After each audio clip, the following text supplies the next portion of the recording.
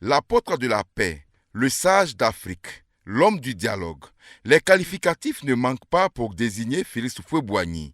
Il aura consacré sa vie à promouvoir la paix. C'est d'ailleurs en reconnaissance de l'immense œuvre que l'UNESCO crée le 15 novembre 1989 le prix Félix Houphouët-Boigny pour la recherche de la paix. Depuis, cette date est devenue en Côte d'Ivoire la journée nationale de la paix, célébrée chaque année.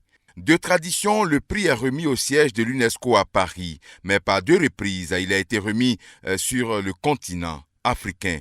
En 1995 à Yamoussoukro, en Côte d'Ivoire, et en 1997 à Dakar, au Sénégal. Cette édition 2023 du prix UNESCO Félix Houphouët-Boigny pour la recherche de la paix est donc une sorte de retour aux sources en ce cinquantenaire de la Fondation et 30 ans après la disparition de celui dont le prix porte le nom.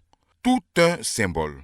L'autre enjeu, c'est la qualité de la personnalité distinguée cette année. Angela Merkel, ancienne chancelière allemande, une figure de proue de la démocratie occidentale de ces dernières décennies, ce qui implique une présence très remarquée de plusieurs chefs d'État et de gouvernement.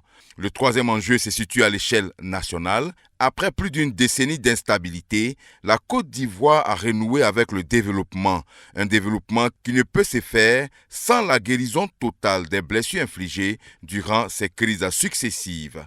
La réconciliation vraie et totale pourrait passer par Yamoussoukro.